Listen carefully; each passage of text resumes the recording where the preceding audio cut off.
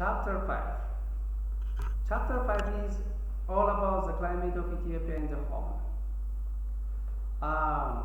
Ethiopia is characterized by a wide variety of altitudinal ranges and diverse climatic conditions. We have seen, the altitudinal ranges of Ethiopia from a very low land of the Kobarsing to that of Mount Ras Dajan with an altitude of 4,620 meters above sea level. Okay, so weather, when you talk about the climate of Ethiopia, we have first of all to see the difference between weather and climate. Weather means the instantaneous of or current state of atmosphere comprising temperature, atmospheric pressure, humidity, wind speed and direction, cloudiness and precipitation. What has been observed in a short period of time. Whereas climate refers to the state of the atmosphere over a long period of time. It could be for decades and more. So in climate,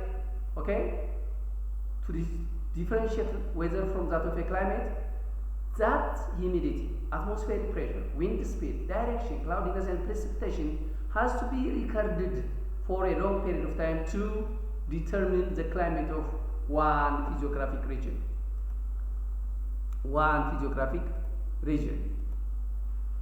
So it is a composite of daily weather conditions recorded for a long period of time. Climate is a composite of daily weather conditions recorded for a long period of time. So by recording the weather condition of one area for a long period of time, finally we will reach we will generalize that the climate of that Ethiopia could be categorized as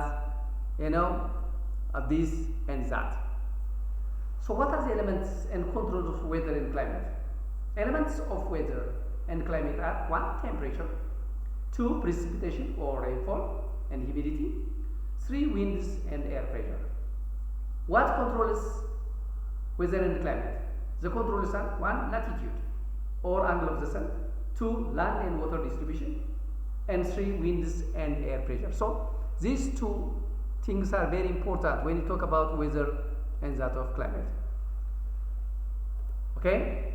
The other controls of weather and climate are also altitude and mountain barriers and ocean currents. Controls of weather and climate. A. Latitude.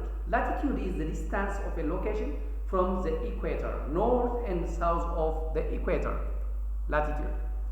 Now, when we see the latitudinal location of Ethiopia and the whole, is the result of high average temperature.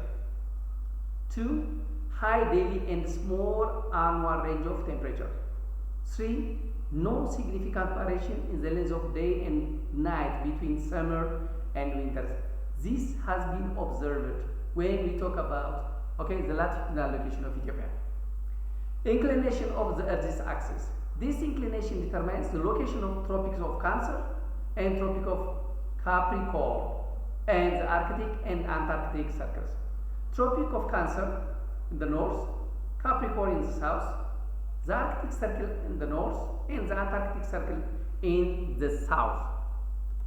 Okay? This inclination produces a change in the direction of the sun's rays, which in turn causes the directions of the sun and differences in length of days and seasons.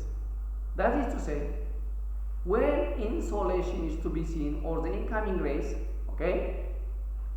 these rays in the equator and in the polar areas are not the same. Especially when the sun is overhead, there is high temperature. When the sun goes north or south of the equator, the area which is far from that of the equator will never receive an overhead sun. Rather, it receives a slanting rays. So these areas will be very, very cold. So there is no equal distribution of sun in different seasons. Equinoxes and solstices. An equinox is the instant of time when the sun strikes the plane of the Earth's equator. Okay? During this passage, the lengths of day and night are equal during the time of equinox when the sun, in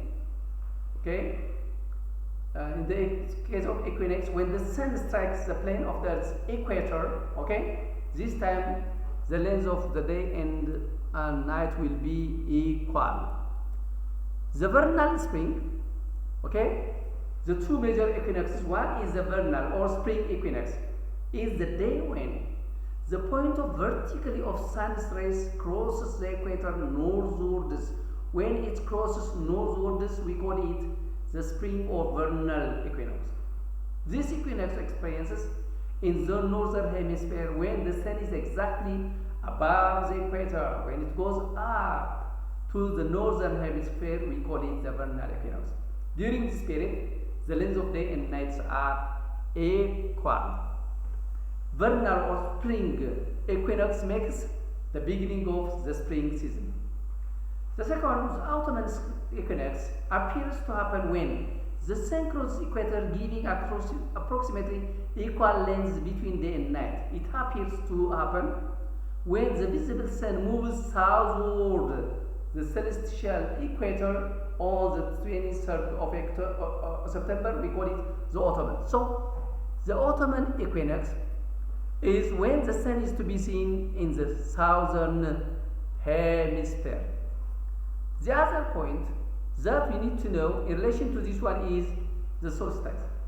Is an event when the overhead sun appears to cross the northern or southern points relative to the celestial equator, resulting in unequal lengths of days and nights in the hemispheres. When there is not equal day and night, we call it solstice.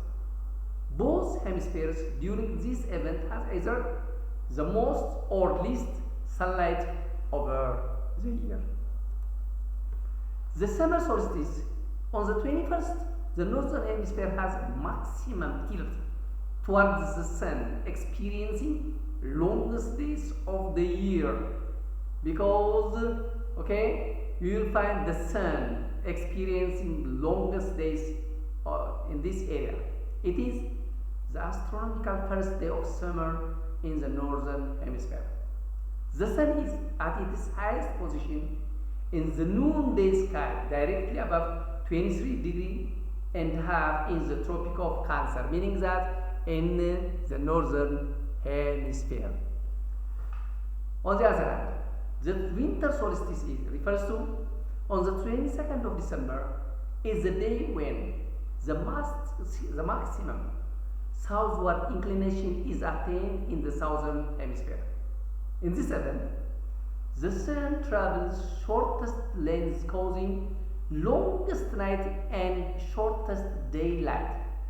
In the northern hemisphere, it occurs when the sun is directly over the Tropic of Capricorn, which is located at 23.5 degrees south of the equator. So, this is the first factor that will have an impact on climate of regions. Altitude. The other concept is altitude. Altitude is the height of location above the sea level. Under normal conditions, there is general decrease in temperature with increasing elevation. Meaning that as we go high or up, meaning as altitude increases, temperature decreases, and vice versa. The average rate at which temperature changes per unit of altitudinal change is known as elapsed rate. Elapsed rate is nothing. It is an average rate at which temperature changes per unit of altitudinal change, what we call it elapsed rate. Now, types of lapse rates. 1. Dry adiabatic lapse rate. An adiabatic lapse rate is the rate at which the temperature of an air parcel changes in response to the expansion or compression process associated with a change in altitude. when the altitude increases, okay, there is what we call it a compression, and with the decrease there is expansion. So it is associated with that of temperature. So the vertical displacement of an air vertical displacements of air are the major cause of adiabatic temperature changes. When air rises, it expands because there is less weight of air upon it. Okay, when it rises, it expands. Okay, when it lowers, it condenses. Okay, the rate of heating or cooling is about 10 degrees centigrade for every 1000 meters of change in altitude. This rate applies only to unsaturated air, and thus it is called the dry adiabatic lapse rate. When the air is not saturated, unsaturated means when the air is not saturated. The second lapse rate is what we call it wet adiabatic lapse rate. If a saturated air containing water droplets were to sink, it will compress and warm at the most adiabatic rate because evaporation of the liquid droplets would start the rate of compressional warming. Hence, the rate at which rising or sinking saturated air changes its temperature is less than the dry adiabatic rate. Therefore, rising and saturated or precipitating air cools at a lower rate than air that is saturated. Thus, this process is called wet adiabatic temperature change. The rate of cooling of wet air is approximately 50 degrees Celsius per 1000. Okay, in the weight. Whereas in the dry adiabatic lapse rate, the rate is 10 degrees Celsius per 1000 meters. Third, environmental lapse rate or atmospheric lapse rate. This refers to the actual observed change of temperature with altitude. The fact that air temperature is normally highest at low elevations next to the earth and decreases with altitude. It's true, but the lower layer is warmer not only because it is closest to the direct source of heat, but also of its high density. It contains more water vapor and dust, which causes it to be a more efficient absorber of Earth's radiation, that is, the thinner, drier, and cleaner air alone. This decrease in temperature upward from the Earth's surface normally prevails throughout the lower atmosphere called troposphere, because the atmosphere do have different layers like troposphere, hydrosphere, ionosphere, and so on and so forth. Okay, the principal exception to the rule is the cause of temperature inversion. The rate of change is 6.5 degrees Celsius per 1000 meters. The other concept related with that of regions climatic condition is the spatio-temporal distribution of temperature. Altitude is an important element in determining temperature of Ethiopia and the world. Latitude, humidity, and winds with varying magnitude have also significant impacts on temperature conditions in Ethiopia. The major controls determining its distribution are latitude and cloud cover.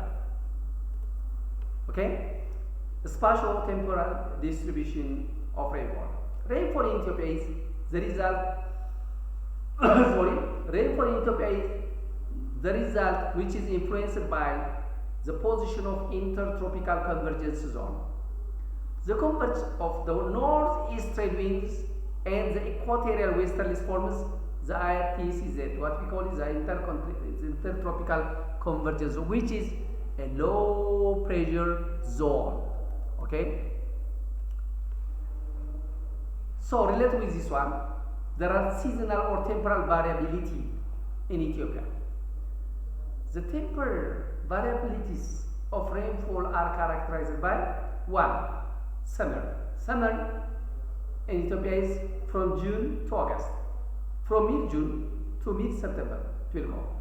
The majority of Ethiopia regions except lowlands in Afar and southeast receive rainfall during the summer season as the sun overheads north of the equator.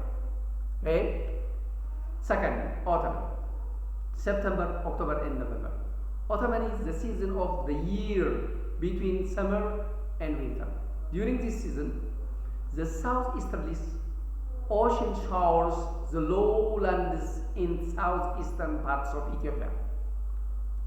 Third, winter. December up to February.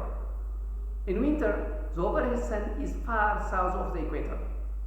The northeasterly winds crossing the Red Sea carry very little moisture and supplies rain only to the upper lowlands and the Red Sea coastal areas. 4. Spring. March, April and May. In this season, the noonday sun is shining directly on the equator while shifting north from south. The southeasterlies from the Indian Ocean provide rain to the highlands of Somalia and to the central and southeastern lowlands and highlands of Ethiopia. So, rainfall regions in Ethiopia, okay, summer rainfall regions. 1. This region comprises almost all parts of the country except the southeastern and northeastern lowland. The region experiences most of its rain during summer or climate, while some places also receive spring or bulk rain. Okay, many of the places in Ethiopia will receive summer rain. 2. All year-round rainfall regions. It has many rainy days than any part of the country. It is a rainfall region in the southwestern part of the country. 3. Autumn and spring rainfall regions. The southeastern lowlands of Ethiopia receive rain during autumn and spring seasons, when both the northeasterlies and the equatorial westerlies are very weak. 4. Winter rainfall region. This rainfall region receives rain from the northeasterly winds. During this winter season, the Red Sea escarpments and some parts of the upper region receive their main rain. Okay, now let's go to agroecological zones of Ethiopia. First, the Wurch zone. The Wurch zone is an area having an altitude higher than 3,200 meters above sea level and the mean annual temperature of less than 10 degrees centigrade. So this is the area where a dew point is to be seen.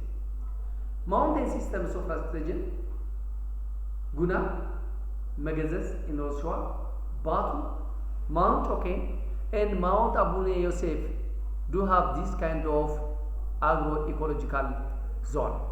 Second is the Dega zone. Dega in Ethiopia. The Dega zone is the long inhabited and has dense human settlement due to reliable rainfall for agriculture and absence of vector-borne diseases such as malaria. So this zone is highly habitable or densely populated. 3. Winaraga. This zone has warmer temperature, and moderate rainfall. It lies between 1,500 to 2,300 meters above sea level. 4. Ola. In Ethiopia, the geographic peripheries in south, southeast, west, and northeastern parts are mainly in this category. Kola is the climate of the hot lowlands with an altitude range of 500 to 1,500 meters above sea level.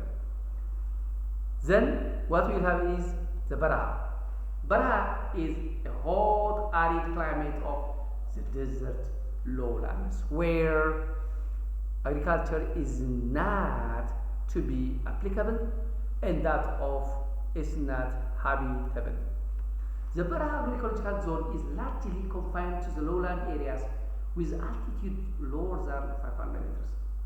Strong wind, high temperature, low relative humidity, and little cloud cover usually characterizes Baraha.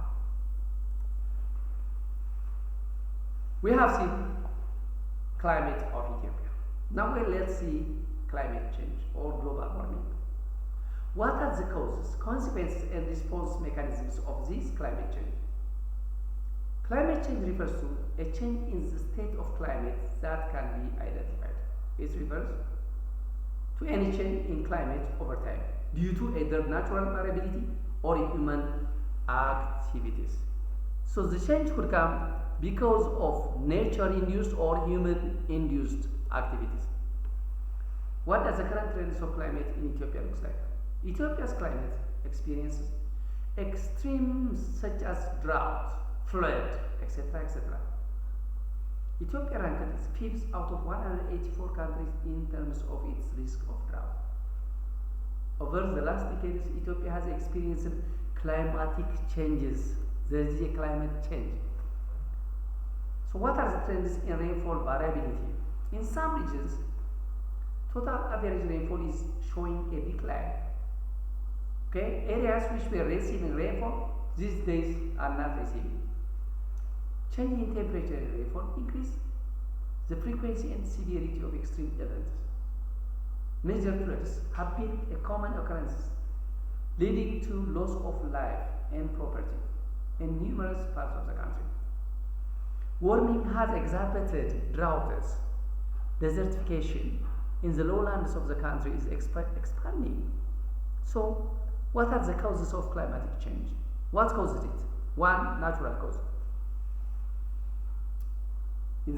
Under the natural cause, we can see Earth's orbital change. Change in the tilt of the Earth can lead to some small but climatically important changes in the trends of seasons. More tilt means more warmer summers and colder winters. Okay? Energy budget. Although the sun's energy output appears constant, small changes over an extended period of time can lead to climatic changes. The star has been very gradually increasing its amount of radiation. 3. Volcanic eruption. Okay? Volcanic eruption. Volcanic eruption releases large volumes of sulfur dioxide, carbon dioxide, water vapor, dust, and ash into the atmosphere. So this will bring an impact on the climate. The result of large volume of gas and ash can increase planetary reflectivity, causing atmospheric cooling. That is to say, if the incoming solar radiation is not to reach the surface of the Earth because of reflectivity, the Earth starts to cool. This extreme cooling is not good. The second force is anthropogenic causes. The warming of Earth's planet in the past 50 years is majorly driven by human activities, human-induced. The industrial activities that our modern civilization depends upon have raised atmospheric carbon dioxide, emission of carbon dioxide. The decomposition of wastes in landfills, agriculture, ruminant digestion and manure management, synthetic compounds, manufacturing, clearing of land for agriculture, etc., has resulted in change in the climate. Industrial activities and other human activities have increased concentrations of greenhouse gases. Major gases that contribute to the greenhouse effect include water vapor, carbon dioxide, methane, nitrous oxide, and chlorofluorocarbons. Okay? These do affect the climatic condition of the earth, especially the chlorofluorocarbons. Okay? Consequences of climate change. 1. Impact on human health. Greater frequency of infectious disease, epidemics, and so on and so forth. Climate change also raises the incidence of what? Malaria. Okay? If there used to be very, very hot, and these lowland areas will be areas of breeding centers for malaria. Impact on water resources.